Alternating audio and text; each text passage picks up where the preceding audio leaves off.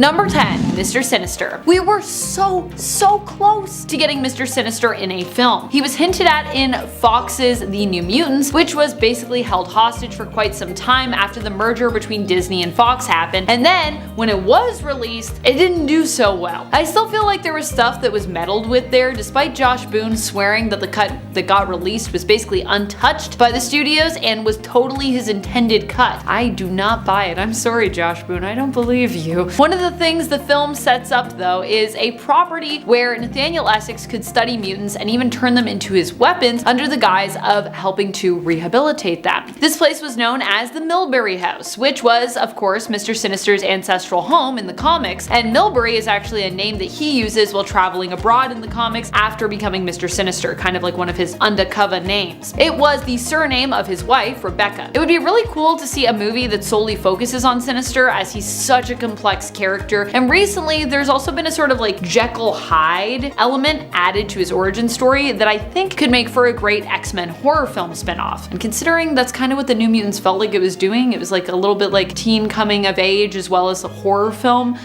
I really want that to happen. And friends, before we move on to our next spot on this list, if you love what we do here at Top 10 Nerd, do not miss out on all of our cool content. Make sure you click that subscribe button and ring that bell so you get all of our notifications. Number 9, Mr. Freeze. While Mr. Freeze has made a few appearances in live action, he has never had his own solo film. He is one of the most complex villains around, which is why I think he would actually be a pretty admirable candidate overall. Mr. Freeze would be an interesting character to explore, considering he was made to be so altruistic in terms of his reason for villainy, and over the years he's just like become like more and more altruistic. However, some have taken him too far, I would say, to the side of sympathetic villain, and it would be nice to see a film that more finely strikes a balance on kind of where he stands between being a villain but also like having his reasons. For those who are unaware, Mr. Freeze isn't just a man obsessed with cryogenics. He's a man and scientist whose interest in cryogenics turned to obsession after his wife Nora was diagnosed with an incurable disease. Rather than lose her, he decided to freeze her until he could find a cure. And there's also been other versions of the story where it's not just about him helping her. She may not even have been his wife. They may have never been married. He might just be obsessed with this woman. So there's lots of layers you could play with there. And his whole goal is apparently to protect Nora, preserve her, protect her, and that tends to be his motivation for turning to crime in terms of how he and his story are depicted in the modern era. Now, whether or not she's actually his wife, you could play with that, I think, in the film. I think it could be interesting.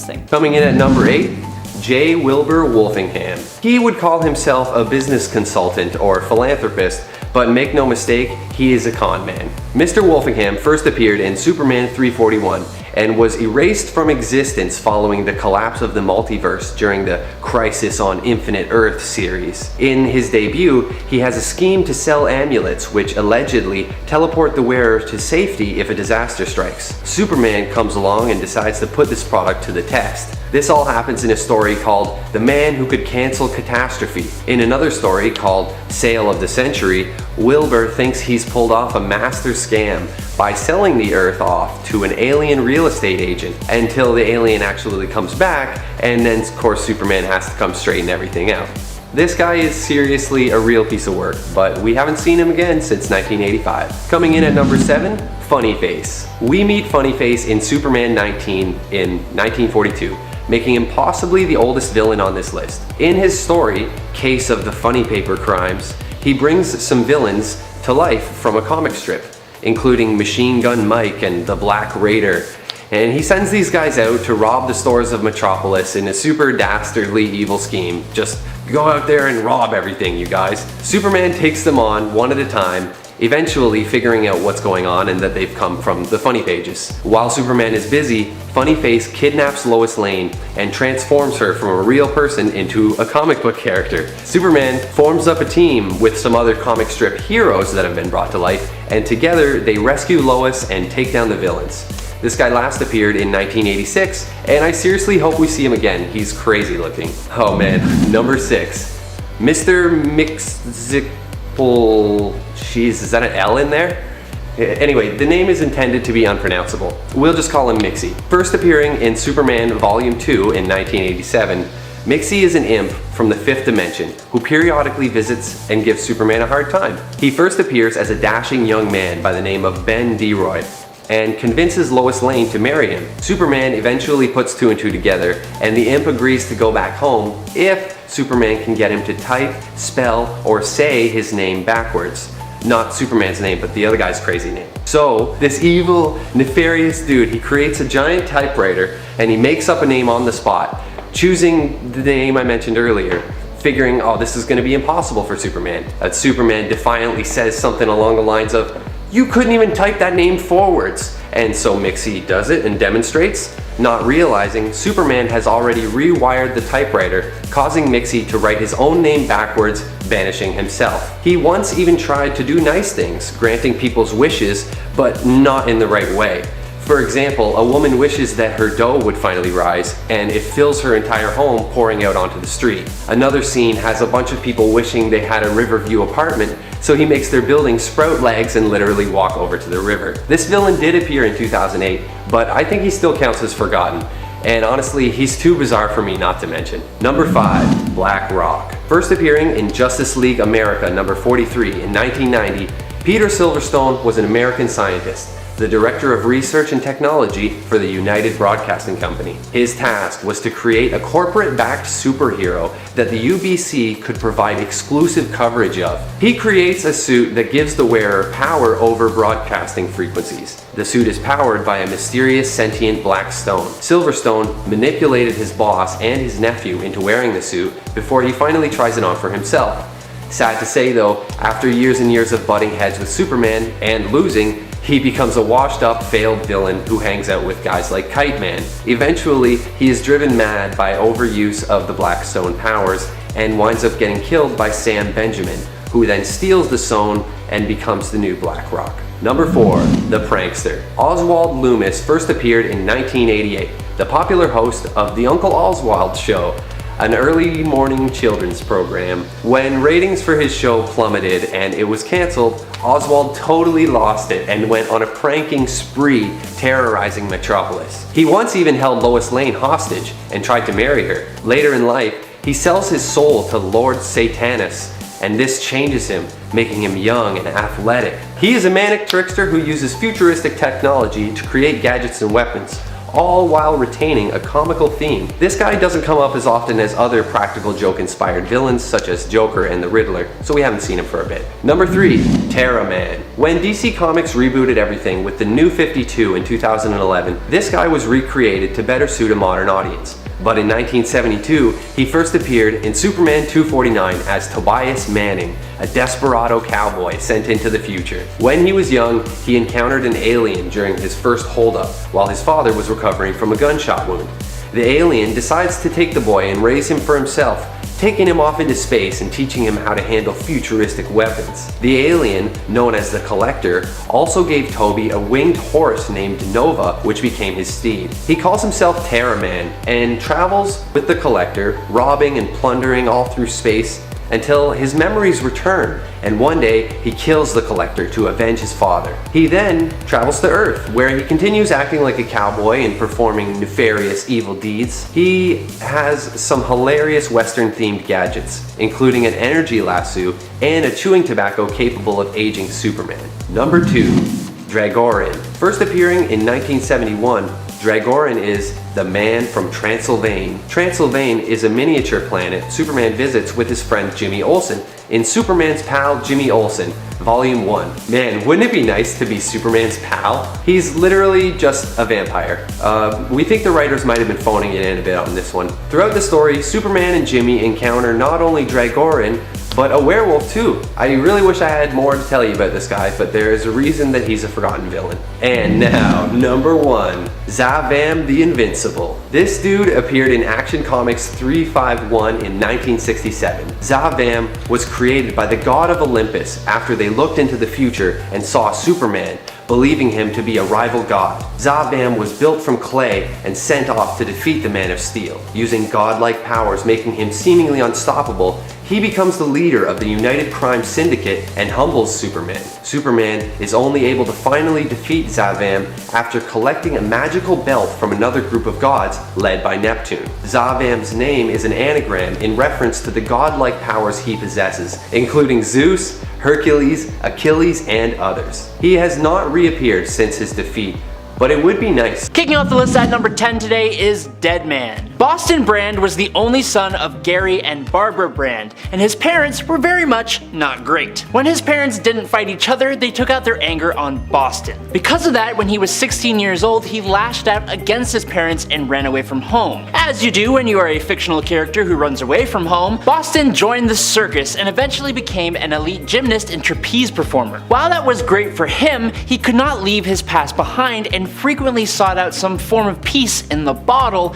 and would often become physical with people. Everything for Boston changed though when during one show an assassin from the League of Assassins named Hook took his life during his trapeze performance. When he passed away, Boston was placed in between life and death by the Hindu goddess of balance, Ramakrishna. She told him that he needed to atone for his past transgressions and egocentrism. As punishment, he was to return to the world as a ghost, invisible to most of the world, and he was to better the lives of others using his ghostly abilities, namely the ability to possess others. Now I don't know about you, but I could see that being easily adapted into a pretty compelling movie. If you've ever seen the Ricky Gervais movie Ghost Town, just take that and superfy it. Number 9. Hellcat. During her formative years, Patsy Walker's fame-obsessed mother, Dorothy, would use her daughter as a way to make a buck, usually while also living vicariously through her daughter, and constantly disapproving of her tomboy nature. Dorothy would pressure her daughter into modeling, and when that didn't work out, due to Patsy's own lack of interest and commitment, Dorothy started a comic book containing fictionalized romantic adventures of her daughter as a teenager, which is super weird. Despite being super creepy, this did give Patsy Walker some notoriety in the Marvel Universe before she finally joined up with the heroes she idolized, the Avengers. And that story itself is kind of funny. Because, basically, using tactics learned from her mother, Patsy blackmailed the mutant Hank McCoy, aka Beast, into helping her transform into a superhero. Patsy tracked down Beast while he was an Avenger and forced him to allow her to accompany them on a mission. During the Avengers ride-along, Patsy found an old costume that once belonged to Greer Nelson, aka Tigra, who could also get her own movie, just saying, but during her early days as the Cat. Now Patsy took the gear for herself and assumed the identity Hellcat. Thanks to the suit, her natural ability plus experience over time with training from Moondragon and her husband Damon Hellstrom, Hellcat has become a force to be reckoned with in Marvel Comics. I think her origin story is pretty damn unique, and I think with a little tweaking it can make for an impactful and pretty awesome movie. At number 8 we have Mavis Trent, or Payback. Mavis Trent is one of the only case examples where a symbiote bonded with a host and didn't turn them into a supervillain. Payback probably doesn't get spoken about as a symbiote very often, possibly for this exact reason, in that she doesn't resemble the usual telltale signs of a symbiote. She's part of the True Believers team and often appears in a state of bliss, actually having the ability to fly, on top of the usual speed, stamina, and strength increases. There isn't much info about her online, but it can be assumed that perhaps her legacy was hidden by her unusual behavior and power set as a symbiote. She also has powers to harness electricity, which is not a typical power granted by a symbiotic bond. But alas, she is a symbiote through and through. At number 7 is Carla Unger. Only turning into Carnage for a short period of time, Carla Unger is one of the less discussed symbiote hosts. Working in Morse Laboratories, she was running tests on a Carnage symbiote sample that was donated by Spider-Man to learn more about its origins and nature. And as we already know, symbiotes often respond very actively to hatred or resentment, so when Carla receives a call from her abusive husband, the tissue sample jumps up and enters her body through her left eye, because she gets all enraged. When she arrives home, she is taken over by Carnage entirely and kills the abusive husband, Will. Then, this version of Carnage goes off and attacks Morse Labs before abandoning Carla at a gasoline station outside of the city. And then, when Carnage quickly finds another host, it turns right back around and kills Carla. Perhaps this is one of the lesser known hosts because she is killed pretty quickly after being introduced, but she was cool enough while she lasted. At number 6 we have Groot. As much as people may know this happened, nobody really considers Groot as part of the list of symbiote hosts. Maybe it's because he was turned at the same time as the rest of the Guardians of the Galaxy. Or Rocket Raccoon and Drax at least. The way that this happens, for those of you who don't know, is that Agent Venom had been traveling through space with the Guardians when the symbiote started to communicate with the hive mind once again. And although the symbiote seems to have been tamed at this point, it begins to respond to its instinctual nature and detaches from Agent Venom, taking over a number of heroes, including Groot. Groot Venom then wreaks havoc on the ship, breaking everything in its path, yelling out, "I am Venom," which is a fun little touch. At number 5, we have Tarna's symbiote. In her normal form, Tarna is a Skrull who used a symbiote to protect the cosmos as an agent of the cosmos. She makes it her duty to follow Flash Thompson's Venom around to gauge if he would have what it takes to be an agent of the cosmos as well. But something goes wrong during a confrontation with Flash, and Tarna is seemingly killed. Quite easily too. She eventually returns and is then taken over by one of Null's symbiotes. So if we're going to count this second instance as her most notable time bonded with a symbiote, it is a pretty minor event, much like the encounter with Flash Thompson. Nothing against the character, Tarna is great, but her time as a symbiote might be left out of some conversations because her usual symbiotic form was with one of her own unnamed symbiotes. And then further because her time with one of Null's symbiotes was so brief. But there's no doubt that she's considered a symbiote host regardless. At number 4 is Dr. Octopus. During the events of Superior Spider-Man, Dr. Octopus becomes infected by Venom after a confrontation with Flash Thompson. This iteration of Venom is so cool and actually quite powerful, having contended and arguably beaten Superior Spider-Man in their most notable encounter of the storyline. He also faces off against and actually contends with the Avengers, although they luckily are able to subdue him and take him into custody after the fight. I'm not going to say that Doc Ock is forgotten as one of the Venom hosts, but he definitely isn't referenced enough considering his pretty impressive run with the symbiote, and the naturally cool look of the creature, not to mention. At number 3 is Angelo Fortunato. This symbiote host is often forgotten because of his short and rather insignificant run with the Venom symbiote. After Eddie Brock sells off Venom at an auction, which I think is just an insane thing to do, but I digress, and basically Angelo's father buys it, his goal is to make something of his son, who had always been ridiculed by his peers. When Angelo pairs with Venom, he immediately loses control and attacks the school where Peter Parker works as a teacher, and he even kills a former classmate of Peter Parker in the process. But Spider-Man fights back and beats him pretty badly, leaving Venom to retreat. But as they're leaping off the side of the building, Venom actually abandons Angelo right there and then, deeming him too cowardly to be able to take on the Venom symbiote. This actually causes a lot of guilt for Eddie Brock, understandably. Despite this story being pretty action-packed, it's also short-lived and Angelo is often forgotten as a result.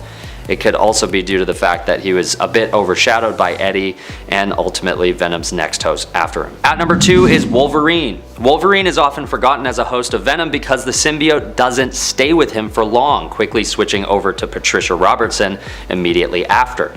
But Wolverine's quick stint with Venom in Canada was actually the second time he'd been bonded with a symbiote. The other time was during the Vietnam War when Wolverine was working alongside Nick Fury to track down a group of infected soldiers. These two instances are small footnotes in the grand storyline of the Venom symbiote, but they are legitimate nonetheless. Wolverine has just been around for so long that maybe we're all just used to him having epic run-ins like these at this point. But for a time, there's a wild combo here that gives us a pretty powerful version of Venom with adamantium claws and possibly some augmented healing powers to boot. And at number 1 is Pavitr Prabhakar. Sorry if I butchered that pronunciation. Living on Earth 50-101, this version of Peter Parker is established in India and has a whole storyline similar to Earth 616. But in the case of Pavitr, Venom comes to him as a result of a curse from an ancient amulet that attempts to take him over in the same way that Venom might. He's partly consumed by an ancient guardian that changes him into what looks like a Venom with big tusk-like fangs. But soon after, he's able to shatter the amulet and banish this Venom-like monster for good. This character is barely ever acknowledged when listing symbiote hosts, and it may just be due to his storyline not being so popular, at least with Western audiences. Although if you love this storyline, I'm sorry, I know there are also fans out there But it just seems that this host doesn't get much recognition very often. Maybe it's because the symbiote is never referenced as an actual symbiote in the story. It's only referred to as an ancient being. So maybe people just don't consider it to count as a version of Venom. I think it counts though. I think it's just Venom. They're just in a different storyline. Let me know what you think. Number 10, Goblin. Goblin was a pretty interesting and unique mutant who first appeared in the pages of Alpha Flight in issue 48 back in 1987. Goblin is the twin sister of Pathway, Laura Dean. Both siblings had been members of Alpha Flight in the past, as well as Beta Flight and Gamma Flight. While Goblin was in her mother's womb, they actually sensed early on that she was a mutant because of her unusually goblin-like appearance. Her parents wanted to abort her because of this, so her sister, Laura, who was in there with her instinctively, used her own mutant powers to teleport Goblin to Live World for her safety. For a long time, people actually thought Goblin was Pathway and that Laura could actually just transform into Goblin. Eventually, Laura and Goblin, as well as everyone else, would learn the truth about their relation to one another and their swapping of places throughout Laura's life. Goblin and Pathway have both not been seen for years since they left Department H. Goblin's mutation has resulted in her being super agile, possessing a unique appearance, and having a slight healing factor. It'd be cool to see, I think, both Goblin and Pathway return. They've been gone for so long. What are they up to? Where'd they go? Guess they're just roaming around in Canada? Number 9, Hijack.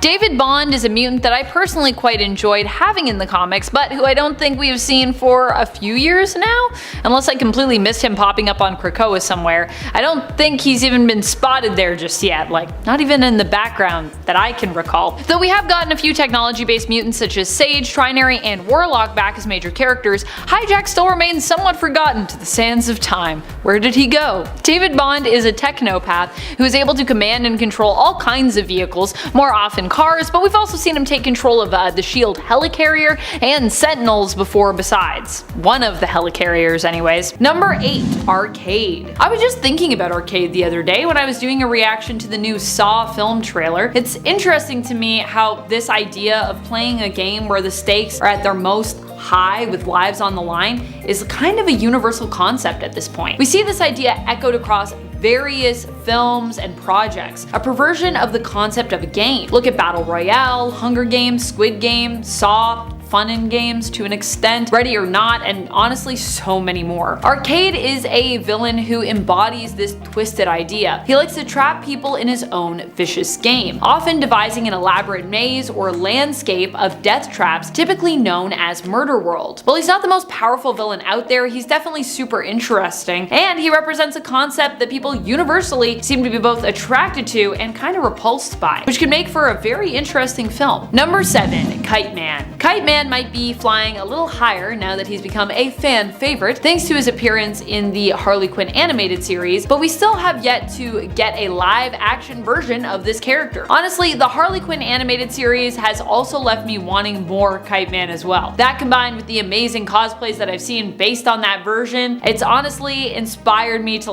want to see Kite Man on a big screen. I could definitely see Kite Man fitting easily into James Gunn's DCU, that's for sure. So maybe James Gunn will give us a Kite Man movie. That would be kind of interesting. I think people would love it. I think it would be as successful, if not more successful even maybe than Peacemaker. Number 6, Madeline Pryor. Obviously, I can't talk about villains who deserve their own movie without highlighting one of my personal all-time favorites, Madeline Pryor. I also may selfishly want her to have her own film so I can get the chance to play her, but honestly, she's one of the greatest characters out there. So even if it wasn't me but someone else in that role, I would still be just super excited to have her up on the big screen. But Marvel, if you're watching, I have the skills and I would be happy to step into the Queen of Goblin's shoes if you would have me. Why does Madeline Pryor deserve her own film? Because she is one of the most complex villains out there. While she is a clone of Jean Grey, Madeline shies away from letting this define her or her character. And I'd even say there are layers baked into her character in actually relation to Jean and her relationship with her. She resents Jean, but she also admires her, putting her up on a pedestal. She also despises her, but at the same time, Maddie would not not exist without her. Like I said, she may be Jean's clone, but that doesn't simplify anything for her character. It actually makes her more complex. Number 5. Poison Ivy. Poison Ivy has always been considered a classic character, and yet we haven't had a live-action adaptation of her on the big screen for some time. We've seen her pop in here and there in TV shows, but I'm still waiting for the next big project where she can really soak up the limelight. Ideally, a very lime green limelight. I feel like a solo Poison Ivy film could be a great way to introduce Pam to an even larger audience in 2023 or beyond, and what better time for an eco-terror villain, honestly, or an eco-horror film, perhaps, than right now. Like, this is basically what we're just dealing with on the everyday. So there's a lot you could play with, and I feel like people would be super here for it mentally. Number 4, Destiny. Destiny is a villain that until recently most folks had forgotten about because she was dead. In the films, she doesn't even really exist. And while I didn't mind the weird love triangle turned kind of love square in the X-Men First Class films between Mystique and Magneto and Professor X and Beast, I would like to acknowledge that those films pretty much erased one of Mystique's most important relationships from the comics. If not, I would say the most important relationship. The love between her and her wife, Destiny. Destiny for many years was allied with Mystique, and together they even adopted Rogue, with her being their daughter that they raised together. I would love a feature film that showcases Destiny and also highlights the love story of her and Raven. It would really be nice to have, considering how for so many years comic book censorship actually prevented them from even being a firmly established couple in the comics, despite that always being Chris Claremont's intentions for their relationship with one another. Like, literally, they were supposed to be the moms of Nightcrawler, and then that never happened. It's all censorship, baby. Number 3, Brother Blood. Brother Blood has recently had a comeback in the comics with his reappearance in the current Titan series. He's posing as a reformed villain currently, but I, for one, I'm skeptical about that. Honestly, he's just too good of a villain for him to be reformed in my eyes, and I'm hoping we get to see just how bad he truly ends up being. Fingers crossed. Brother Blood is widely underappreciated, and even the recent live-action version of his character in Titans didn't really stand by himself, with him having direct ties to Trigon, who is his father in the show, instead of just worshipping Trigon. Like, I know he's always been somewhat connected to him, but he wasn't his son before. At least not any version of him that I've known in the comics. I personally feel Brother Blood stands on his own and prefer his own more bloodied past in the comics. I would love to see this version of his story brought to life in a standalone film. Honestly, it'd probably be pretty terrifying. Like, Brother Blood is scary, and he just doesn't get enough hype. Like, he's awesome in a scary way. Number 2, Doctor Doom. I mean, Doctor Doom isn't really so much forgotten by many of us. He is admittedly beloved by so many fans, but when it comes to the MCU, it does feel like he's been forgotten. He's one of the greatest, most complex villains around, and yet we haven't seen a live-action adaptation of him in years. So I'd argue when it comes to the films, at least, he has been forgotten. I would love to see a version of this character as a lead in his own film. Honestly, I don't even think you would actually even need to start with his origin. Doom has such a rich history as a character, there are many points you could feasibly begin his story from and focus on. I'd even say you don't necessarily need to have the Fantastic Four in his film. Now, while the FF did help to shape him, in the modern era, he's very much a villain who stands on his own and who could easily be matched up to fight against any hero. And also, you could play with the fact of like him being a villain, but there also being some heroic elements, I would say, to who Doom is at times. Number 1, Clayface. Clayface is one of those villains who I don't think honestly just gets featured enough, and definitely has not been featured enough on the big screen. That is for sure. The interesting thing about Clayface, at least in regards to the main version of the character I'm most familiar with, Basil Karlo, is that he can transform into pretty much anyone he wants, which makes him an exceedingly interesting character in terms of how he could be depicted on the big screen. You could either have a series of different actors playing him as sort of a collective, or one actor who just gets to basically become the master of disguise, which honestly would probably be super fun. Either way, I think he's very intriguing in terms of his abilities. He is also surprisingly complex, having been redeemed a few times over the years, and even becoming, for a time, a member of the Bat family. At number 10, we have Thunderbolt Ross. Not usually referenced as a host of a symbiote, General Thaddeus is affected by gamma radiation and transformed into the Red Hulk.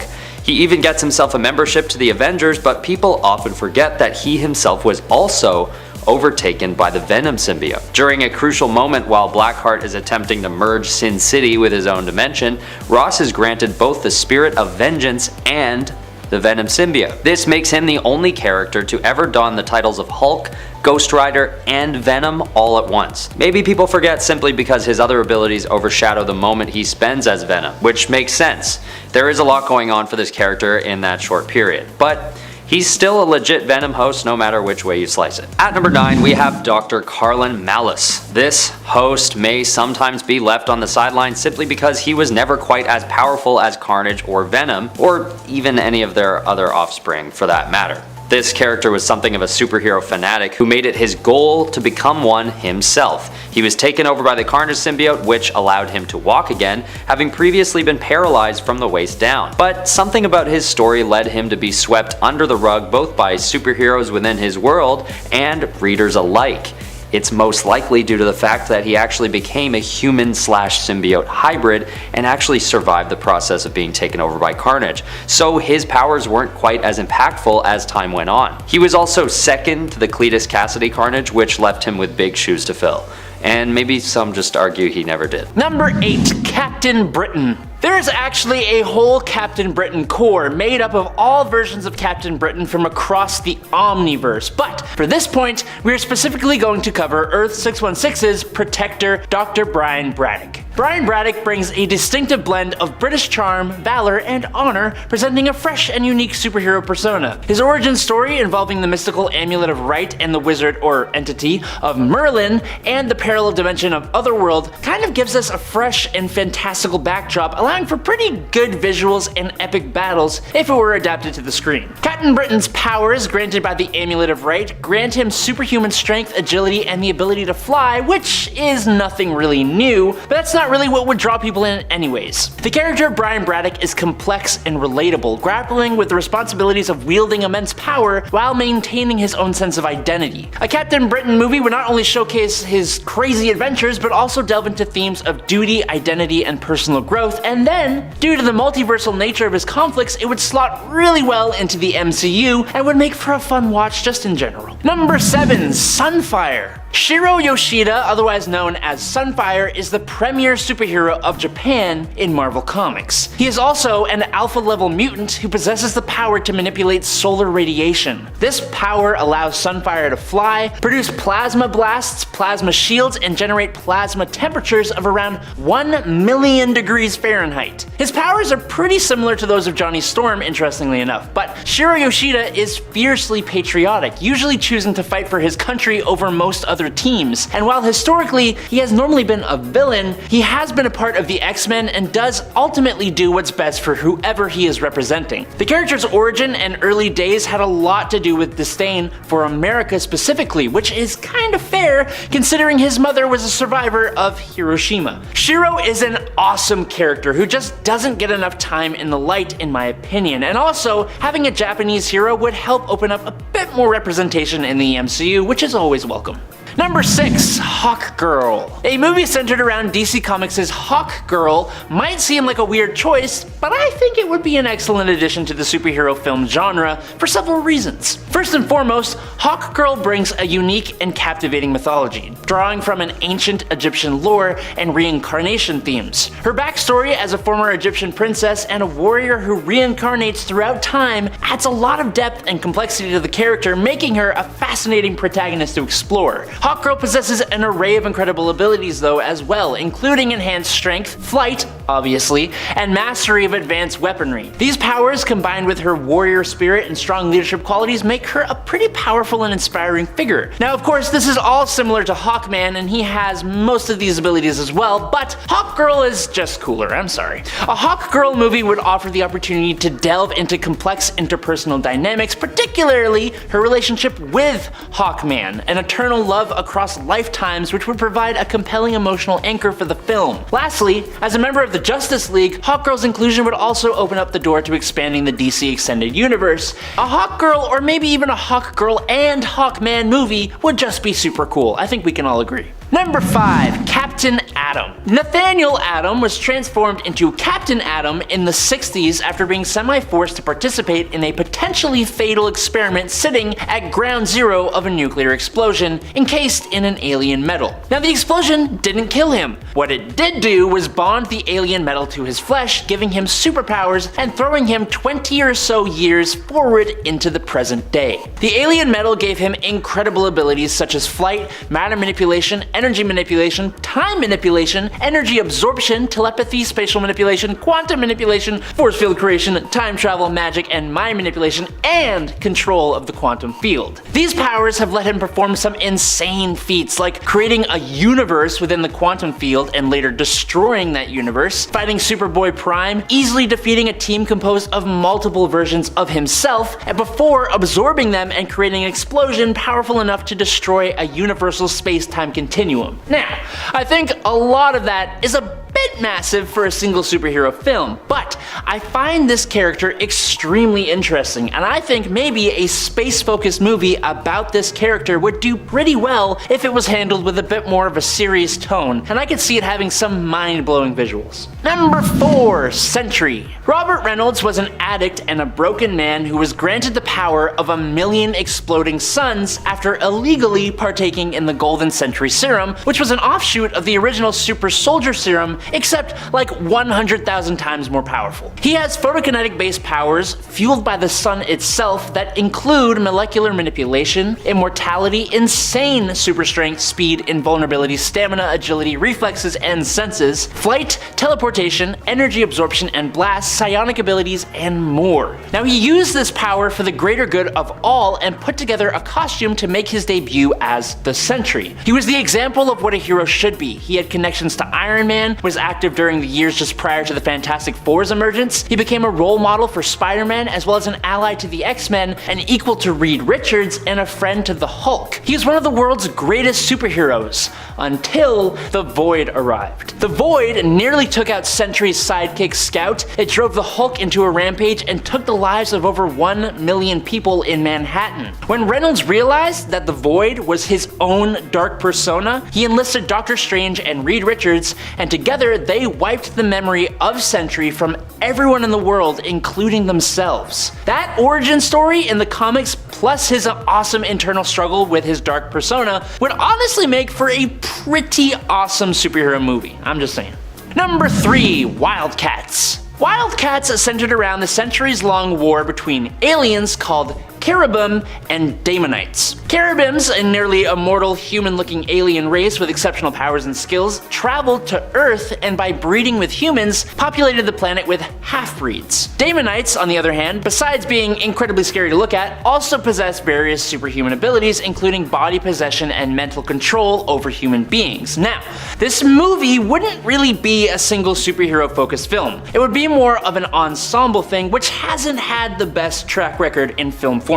Movies like the first Suicide Squad did not go over well and were hurt by an ensemble. Eternals also hurt from having an ensemble, but I thought it was kind of okay. The second Suicide Squad movie worked out pretty alright though, and I think if handled correctly, the Wildcats could make for a pretty good film and boost up the team for unfamiliar readers in a similar way to something like Guardians of the Galaxy. Number 2. Jack of Hearts. Jack Hart was the son of a brilliant scientist. A scientist that created the ridiculously efficient liquid sci-fi fuel called Zero Fluid. In his tragic comic book backstory, Jack was exposed to this fluid and it gave him his awesome but difficult to control abilities. Importantly, he was also part alien with his mother hailing from the Contraxian race, so that's a whole other thing to this as well. Now, due to the cellular mutation that took place after his Zero Fluid exposure, Jonathan Hart is now able to produce pink concussive energy beams and blasts from his hands and body, taking up the incredibly clever name of Jack of Hearts, apparently in honor of his father's love of card games and not because that's his name, basically. Jack of Hearts can use his Zero Energy Blast to fly at speeds currently not specifically known, but he has flown halfway across the United States in 3 minutes flat, so it's pretty fast. His biological structure was reformatted to basically give him the superhuman starter pack of abilities, but his strength has been able to lift 25 tons. He has enhanced speed, stamina, healing factor, and durability, able to withstand some pretty heavy hits and survive in the vacuum of space. But in addition, mutation, thanks to a quote symbiote energy sump device, Jack went through another mutation which gave him the ability to think as fast as a computer can, and he can retain and retrieve stored information from the deep recesses of his brain, which is pretty cool, I'm not gonna lie. Given the nature of his stories and the way the MCU is opening up to space and the multiverse, I think it would be doable to introduce this character, although he has been difficult to write stories for in the past, so I think it would need some reworking. And finally, in at number 1, it's the Silver Surfer. Now, I know the character has been featured in the second Fantastic Four movie back in the day, and he was cool and all, but his stories specifically focused on Norrin Radd and Galactus properly? Come on. As a herald of Galactus, the Devourer of Worlds, the Silver Surfer's journey from being an unwilling servant to a cosmic hero, saving entire worlds from destruction, is filled with existential themes and moral dilemmas. The movie could explore the character's profound introspection and inner conflict as he grapples with the weight of his past and the choices he must make to protect his universe. The cosmic scope of Silver Surfer's adventures would allow for awesome space exploration, celestial battles, and mind-bending visuals. Plus, his encounters with other heroes like the Fantastic Four, Thor, and Nova could make exciting crossover potential within the Marvel Cinematic Universe. A Silver Surfer movie would not only offer thrilling action and epic cosmic conflicts, but also delve into deep philosophical themes and open up the cosmic side of the MCU just a touch more. Number 10, Savage Dragon. The Savage Dragon is one of Image Comics' most popular and long-lasting characters, and he has been around since his debut as just Dragon in Graphic Fantasy number 1 in June of 1982. Basically, the Savage Dragon woke up butt naked and with no memory in a burning field. He was a giant green, quote, man with a big fin on the top of his head and super ripped, like pretty much all heroes are. Now, what we didn't know at the time was that he was actually an alien conqueror named Kerr, who originally came to Earth to conquer it, but was betrayed by 2 scientists. He was an enhanced member of the alien race called the Krillin, and his enhanced Krillin physiology gave him superhuman strength, agility, and stamina, healing abilities, and telepathic resistances. Now, one of my favorite parts about this hero is that instead of joining a superhero team and being a typical hero, the Dragon actually wound up being a member of the Chicago Police Department and helped them with their, quote, super freak problem. I think it's cool to kind of ground the character like that, and I think it would make a great movie. I don't know. Number 9, Animal Man. Thanks to an encounter with some rather strange aliens, which actually happened to be a ruse by the totems of the Parliament of Limbs, Bernard Buddy Baker gained access to the morphogenic field, otherwise known as the Red. This field basically allows Buddy to absorb and use different attributes of nearby animals while still being a human. So he has been able to move his eyes independently like a chameleon, he has been able to ram against a speeding car with the abilities of a rhino, he can fly by tapping into the abilities of birds, he's regenerated a whole lost limb by tapping into an earthworm, he's gained the strength to lift a car by tapping into a spider, and he's ran at 75 miles per hour by adopting the abilities of an ant. The character of Animal Man explores profound philosophical themes, including environmentalism, animal rights, and the interconnectedness of all living beings. His stories, particularly Grant Morrison's run on the character, were actually surprisingly really dark. I don't know if that could really be adapted to be a normal, old superhero movie for a family-friendly DCU,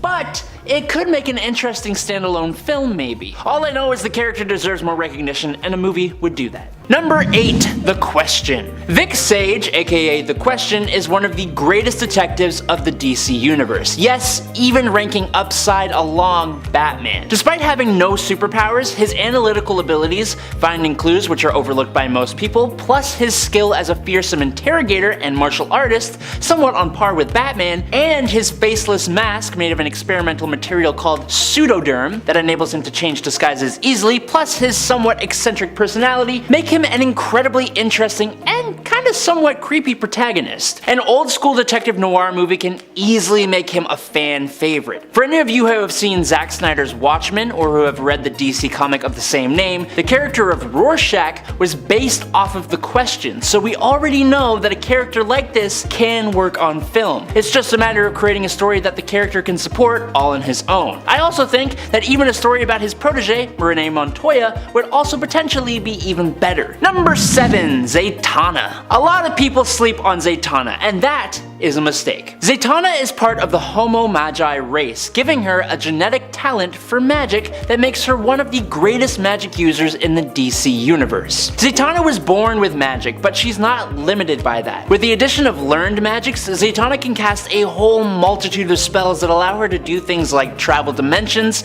summon objects and beings, perform telekinesis and advanced telepathy, redirect and return attacks, mess with the weather or even time of day, manipulate her own size, transform into basically anything, become intangible, and manipulate magical versions of the elements. But that's all the basic stuff. She can cast spells that can manipulate reality, alter the molecular structure of objects, and move forward, backwards, and freeze time itself. And that's not even getting into what she can do with black magic. She has the potential to make child's play out of most of the people in the Justice League despite that fact. But Zetana's backstory of becoming a successful stage illusionist before discovering her true magical powers and her half-Homo Magi parentage while investigating the disappearance of her father? You can't tell me that wouldn't make for a great movie. Number 6. Martian Manhunter. John Johns, or John Jones on Earth, is another character that people really sleep on. But this guy is insane with his level of ability. John is the last of his race of Martians, and he is extremely powerful and should never be slept on. He speaks with the resolve and intelligence of someone who's been around for a very hot minute, and that's because he has been. According to DC Comics, he is in the ballpark of around or over 220 million years old. John arrived on Earth after he was pulled here through space and time by a teleportation beam during an experiment conducted by a Dr. Saul Erdl, who passed away from the shock of actually finding a Martian shortly afterwards, which actually kind of makes sense. But way before that, John's race, the Martians, were practically wiped out a long time ago, leaving him completely alone and isolated. But now, pulled forward in time and finally on Earth with no one to tell him what the heck was going on, he eventually used his shape-shifting abilities to become a detective, operating in Middletown, America. He mainly operated from the safety of his human persona before he eventually exposed himself to the world and became a founding member of the Justice League, and also one of its most powerful members, being even stronger and more capable than Superman with an even more impressive list of abilities. And that makes him a good candidate for a movie, just saying. Number 5. Mr. Miracle. This one would be a bit of a different movie, and I think it would work well as a duo with the character of Orion. Basically, Scott Free, aka Mr. Miracle, is the son of DC's Highfather, who is essentially the opposite to the villain Darkseid. As part of a truce with Darkseid, Scott was traded with Darkseid's son, Orion. While Orion got to live a pretty good life with Highfather and become a hero, Scott was treated incredibly badly living on Apokolips as basically a prisoner of Darkseid. But despite the hellish conditions on Apokolips, Scott was able to retain his inherent goodness, and using his skill as a master escape artist, and despite the fact that he is a pacifist, he escaped from Darkseid's clutches. Telling that story in a movie format would be awesome, and then it could lead into more stories with the rest of DC's roster of cinematic heroes. I personally think his story is incredibly interesting and unique. Number 4. Darkhawk. Christopher Powell was the son of a cop and a district attorney, and when he witnessed his father taking a bribe from a mob boss, he happened to stumble upon an amulet that gave him the ability to transfer his consciousness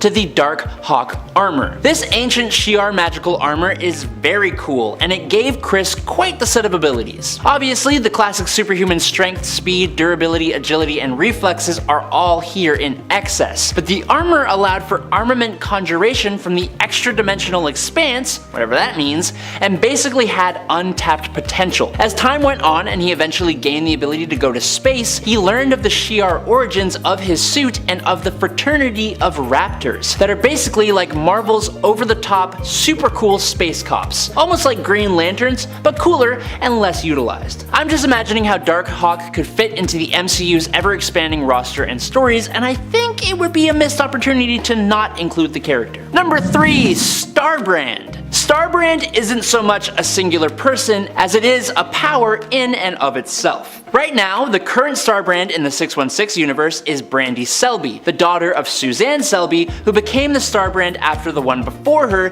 Kevi Connor, passed away. The Avengers stepped in and had to help Suzanne deliver little Brandy, an act that caused Suzanne to pass away, sadly, and attach the Starbrand to Brandy. Since Brandy's birth, she's used the Starbrand to fly and survive without oxygen and in the vacuum of space, and she can use extremely powerful energy blasts that can take down multiple people at once. But the Starbrand itself is an incredible source of power, proven by other people who have wielded it. The bearer of Earth 723's Starbrand used the power to create music that can influence human behavior, to the extent that he has unified the people of his world as a single hive mind. Earth 541 is the home of a Starbrand bearer who has conquered his world and installed himself as the head of a benevolent monarchical dictatorship, but like a good one that actually somehow works despite the lack of freedom. The Starbrand power takes on many different forms, but doesn't seem to be bound by physics, and supplies the bearer infinite power limited only by their imagination. While that kind of power sort of breaks a lot of things in the MCU, the amount of Starbrand bearers going back millions of years gives a plethora of character stories to pick from, and I mean, let's be honest, someone being granted an ancient incredible power is a classic basis for a superhero movie. Number 2, Nightwing. Now, Nightwing is in no way a forgotten hero, not even a little bit. But explain to me how we have had around 11 Batman live-action movies, and I don't think Nightwing has appeared as Nightwing in a single one. Well, now I don't want him just featured, I want a full-on Nightwing movie in Bloodhaven with little to no Batman. Of all the members of the Bat family, Dick Grayson was not only the very first, but for a lot of people, including me, he is the favorite. Born to a family of acrobats, orphaned and then taken in by Bruce Wayne, Dick became the very first Robin, appearing in Detective Comics number 38 in 1940, created by Bob Kane and Bill Finger, and illustrated by Jerry Robinson. As you can imagine, he has a long history, and as such, a large amount of experience and proficiency. He was the leader of the Teen Titans for a while, and when his Robin career came to an end, he became Nightwing to honor another hero by the same name from Krypton, Superman's home planet. He has gone on to take the Batman mantle a couple of times, but honestly, it was in 1995 and 1996 when he received his own stories that he really became his own. To set Nightwing apart from Batman, he was given his own city, the decaying harbor town known as Bloodhaven, which was just north of Gotham. It allowed him to be close enough to Gotham to stay part of the Batman family, as well as have his own city and series of adventures, and honestly, some of them are even darker and somewhat better and more compelling than some of Batman's own stories. And finally, in at number 1, Blue Marvel. A former Marine and scientist turned superhero, Adam Brashear is not only one of the strongest heavy hitters in Marvel Comics, but he is also one of the smartest characters and one of my absolute underutilized favorites. His origins take place in the 1960s during a project to use antimatter as an energy source. Adam and his best friend Connor were caught in an explosion that turned Adam into a living, stable antimatter reactor. Luckily, this also gave him superpowers, which he used to become the masked hero known as the Blue Marvel. Unfortunately though, Connor became unstable both physically and mentally and became the incredibly powerful villain Anti-Man. During one of their biggest and climactic fights, the Blue Marvel's mask was torn, revealing to the world that he was African American. Due to the socio-political climate of America in the 1960s, President John F. Kennedy asked Blue Marvel to take an early retirement to ease racial tensions. It wasn't until decades later in the modern age that Adam would once again step up as the Blue Marvel, one of the most interesting and powerful heroes the world has, yet one that often feels really underappreciated. A movie for this character would give him the fame that he rightly deserves. Kicking off the list at number 10, we have the Thousand, aka Carl King. The Thousand made a brief but memorable appearance in the comics, beginning with Spider-Man Tangled Web number 1. back in 2001. Carl's origin story is quite compelling, as he actually witnessed Peter Parker obtain his powers by being bitten by the radioactive spider. He's clearly upset and a tad jealous. The opening of the issue has him just staring out of a cafe window, just stewing in the fact that it should have been him instead of Peter Parker to get those powers, which, you know what, I understand, man. I say that every single time I watch a Marvel movie. So, making a terrifying entrance, he reveals himself as the 1000. So instead of getting the same powers as Peter, he actually turned into 1,000 spiders. No, I don't like that. I feel sick looking at this guy. The last page of his first issue really pulls you in. It's his skin suit, like it's his skin as a suit, just chilling on a coat hook, while he takes over Miss Peyton, even revealing that he ate her from the inside out. He's a bunch of spiders that take over your body. No wonder we didn't hear much about this guy. Yuck. Next, get out of here. And before we move on with our list, guys, if you haven't already, please toss us a like down below. It's a big help to us here at our secret underground bunker. Thank you so much. Okay, back to these crazy villains. And coming in at number 9, we have The Spot. Making his first appearance in Peter Parker the Spectacular Spider-Man issue 98, The Spot isn't exactly the coolest villain per se. I mean, he doesn't throw pumpkin bombs, he's not made of 1,000 spiders, but when Jonathan Owen was exposed to the spotted dimension during an experiment, his skin became white with black spots, and those spots acting as warps in space. Honestly, this character is super unique. In his second issue, you really see what he can do. He uses these portals to punch through space and hit his victims far away. He holds these portals like frisbees, and personally, I would love to see this guy fight Doctor Strange. The whole portal versus portal action alone would be mint. And they're both doctors. So why hasn't this happened yet? I don't know. Seeing Spider-Man use his portals to hit Thanos in Infinity War makes me think if The Spot was in a Spider-Man movie, it would be just hours of that. And honestly, that would be sweet. I'm here for it. I wish I was The Spot. Scratching your back would be so much easier. Instead of reaching and like trying to like pull your shoulders out, no thank you. Much better. Number 8, Copycat. Copycat is someone whose real name you might recognize thanks to the Deadpool films. Vanessa Carlyle is her name, and while we got a version of her in the films who is Deadpool's love interest, which also happens in the comics, the cinematic version of Vanessa is pretty different from her comic book counterpart, who I might add also has now been perma-dead for years. Copycat in the comics is a mutant who has powers similar to Mystique's, except her powers can't be used as creatively as Mystique has used hers in the past. Remember when Mystique turned into paper? That's what I'm talking about. Copycat's powers allow her to impersonate and shapeshift into other humanoid beings, even copying their powers if they have any. At least we've seen that happen before. Her powers also make her impersonations so good that even those closest to the person would be fooled by them. In theory.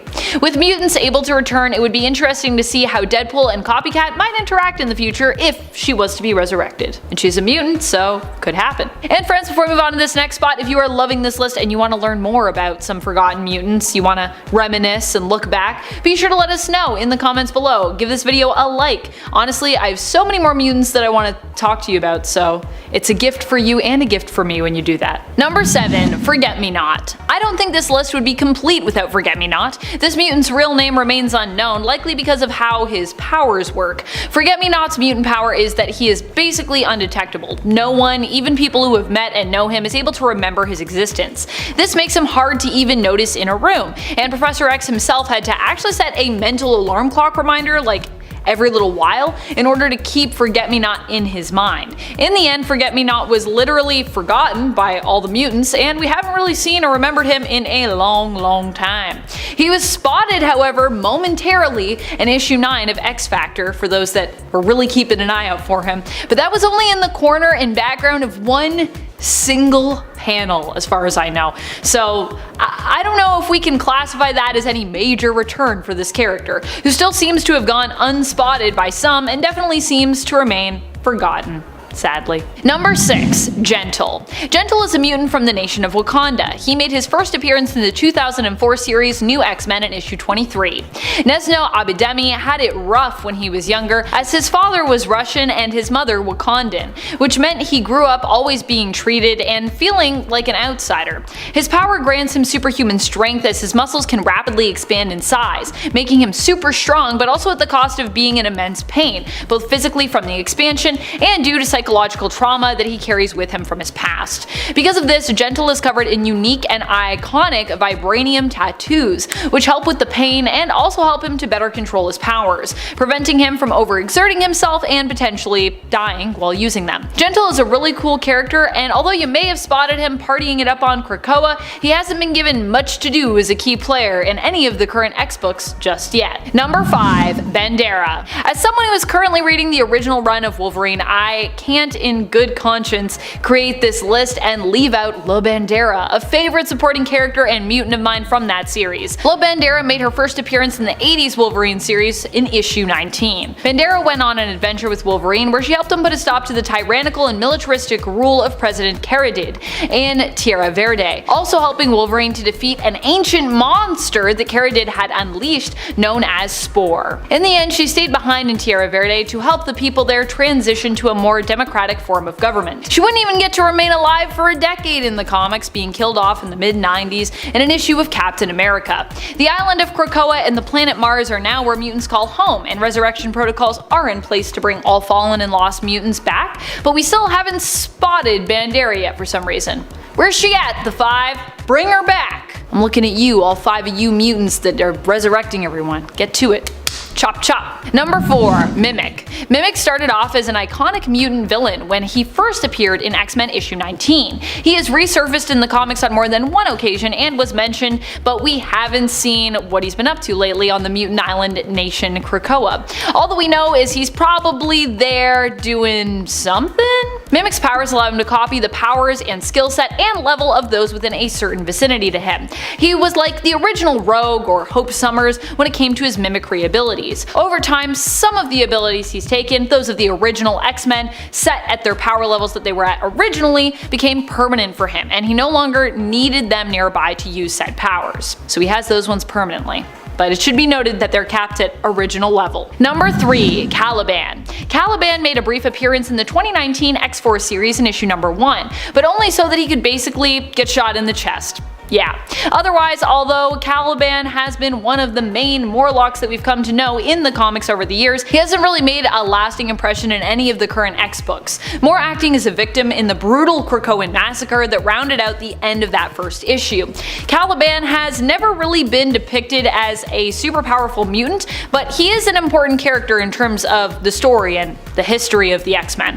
His mutant powers allow him to sense and detect other mutants, and other than that, his powers are conditional, really only kicking in when his life is threatened, granting him super strength and the ability to absorb and multiply the fear of others. Number 2. Layla Miller. Layla Miller is the wife of Jamie Madrox, Multiple Man, who we've seen quite a bit throughout Krakoa and the X-books, as Jamie's dupes generally are used to undertake various massive work efforts on the island and off the island. Whether he's aiding in Krakoan medicine and drug production, or helping to sew and create everyone's Hellfire Gala outfits at the behest of Jumbo Carnation.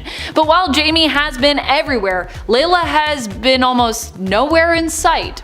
We do get a brief glimpse of her more recently through a computer screen, and then throughout a couple in-person panels in X-Corp issue number 3, where we learn that Jamie's and Layla's son, Davey, is about ready to take his first steps. Yay!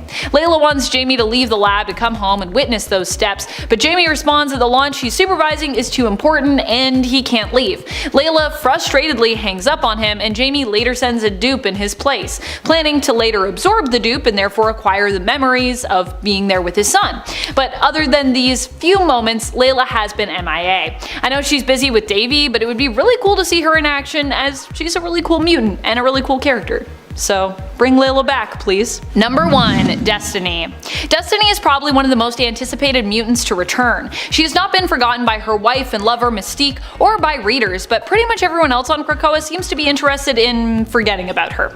But still, using her journals to likely try and figure out the future to come based on her prophecies. At least I assume that's what Moira McTaggart is doing with those journals.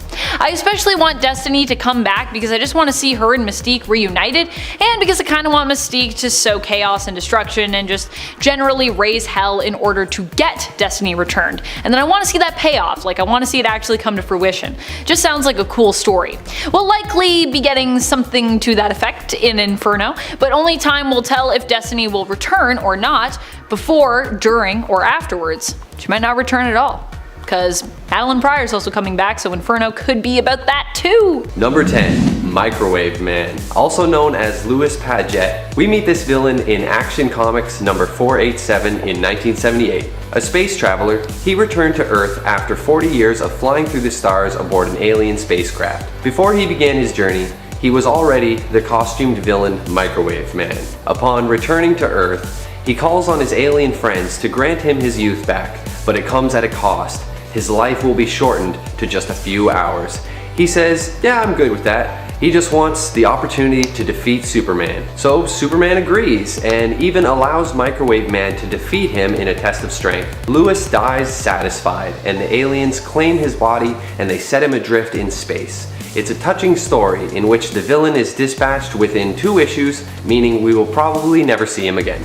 It's nice though. Hey gang, before we hit number 9, I really need you guys to hit that like button. It's not required, I will continue with the list either way, but we do appreciate it. Number 9, Sand Superman. First appearing in Superman 233 in 1971, Sand Superman is exactly what he sounds like. Created from a portal between Earth and the Quorum dimension, Sand Superman just wants to drain Superman of all his power and knowledge. However, as it gains energy, he also gains the desire to act like Superman, including serving unselfishly as a superhero.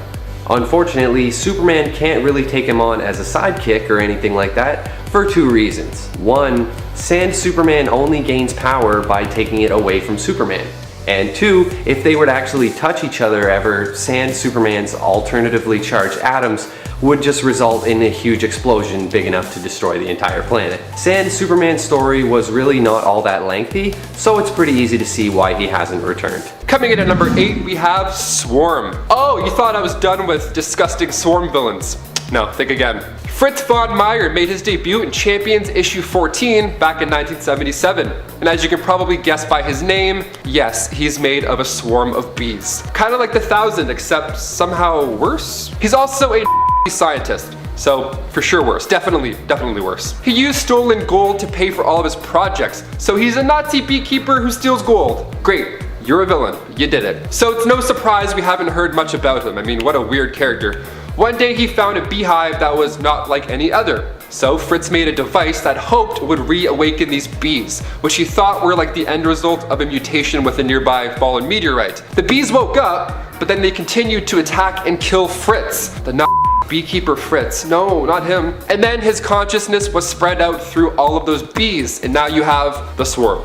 Literally the bee's knees. I don't care how tough you think you are, there's no chance you're going toe to toe with bees. There's no fight. If I was swinging around the city and a swarm of bees was robbing a bank, I didn't see that. I'm just gonna keep heading to Aunt May's. No worries. Headphones are going back in. Good luck. RIP, good game. And coming in at number 7, we have Mindworm. In Amazing Spider-Man Volume 1, Issue 138, we were introduced to William Turner. No, not that William Turner, although I'm sure he'd be great. He's probably fine. I'm talking about the telepathic, tragic, minor Spider-Man villain, Mindworm. Born with limited telepathic powers, he was the cause of his parents' untimely death, and he suffered from it for quite a while. So he grew up in an orphanage and protected himself from bullies using his mind powers, thus donning the nickname Mindworm. He's extremely smart. He even looks smart too, with his giant brain head. He attacked Peter once by hijacking the minds of others to do the dirty work, so people just started attacking him randomly. What I like most about this villain is he tries not to be a villain, for the most part at least. He just feels this tremendous guilt after being born this way. I mean, it's not his fault. Number 6, Red Goblin. Green Goblin plus Carnage equals holy shit.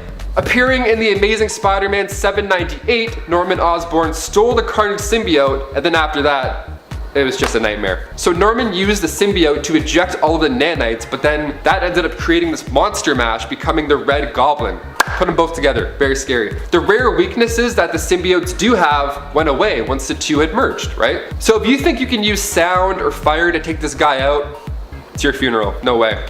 Green Goblin was fine with those things, so now the Carnage side of Red Goblin isn't affected either. Even the bombs that he used are like these Carnage pumpkin bombs that will like bite you. It's all fused together and it's really intimidating.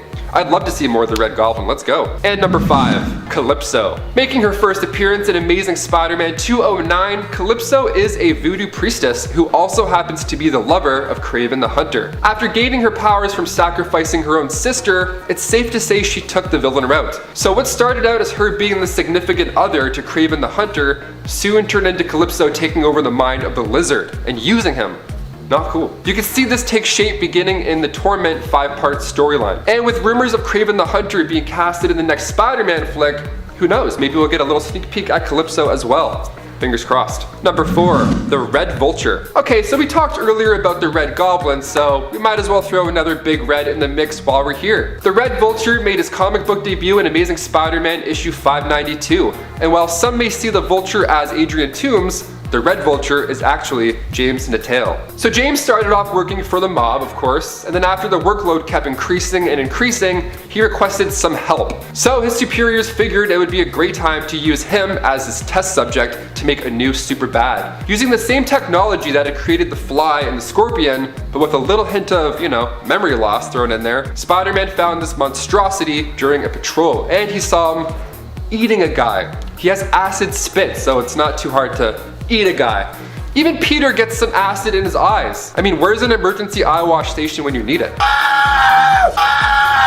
And coming in at number 3, Carrion. AKA Miles Warren made his comic book debut back in Peter Parker's Spectacular Spider-Man issue 25. His powers are pretty amazing. I mean, I would love to see more of this guy. Everything he touches turns to dust. It turns to dust, red dust. It's very bad. He's creepy looking. I mean, he also carries this little pouch side carry bag, so he looks creepy, but he also looks like he's running errands. So, I don't know. He's taking lives, but he's also late for work. He's a weird looking guy. The initial Carrion was actually a clone of the Jackal, but the virus had made it outlive that body. So now we're left with this. Super strength, telepathy, levitation, super speed. It's pretty hard to avoid the touch of Carrion, especially when he's motoring. This villain didn't last too long back in the late 70s, but he's interesting enough to check out. So go do that. And number 2, Morbius. We have to include Michael Morbius, the living vampire. I mean, after all, Jared Leto is set to take on the bloodthirsty mantle with a sneaky little peek at Michael Keaton's Vulture at the end of the Morbius trailer that we got earlier this awful year. A lot of people are wondering who this guy is now. Making his debut in Amazing Spider-Man 101, Michael Morbius was, of course, a scientist, and actually a Nobel Prize-winning biochemist. Having a debilitating blood disease plus experimenting with bats to find a solution, you already know what's about to go down. The best part of his origin story is that when he meets Spider-Man for the first time, this just happens to be the time where Spider-Man is donning the 4 extra arms, and it's pretty entertaining. So Morbius, in his thirst for blood, is like, oh, that dude's got 6 arms, that's like a lot of blood. Oh boy, that would be pretty yummy. So Morbius attacks and does a pretty decent job. In comes Curtis Connors to help out, or rather, turn into the Lizard and make Spider-Man's day go from bad to worse. I'm pretty pumped to see Jared Leto take flight with Morbius. I mean, I'm also pretty sure Jared Leto's already a vampire to begin with, so I'm sure his method acting will really come in handy. And closing off the list, coming in at number 1, we have Tombstone, a notable villain in the Spider-Man PS4 storyline, and making his debut in the late 80s in Web of Spider-Man 36. Tombstone, aka Lonnie Lincoln, grew up bullied due to his physicality. He was born albino and much taller and stronger than others, so naturally he himself also became a bully too. See how it works? Don't bully people. There's an idea. Down the road, he embraced it and became one of the biggest, baddest hitmen out there, taking out the trash for Kingpin himself. Weighing in at almost 500 pounds and towering at the height of 6'7", Lonnie is strong enough to lift 6 tons. So if you're a fan of the Spider-Man game, you'll agree he's one of the hardest villains in that entire storyline, and for good reason. You got some stones, Rick. Let's see if they break.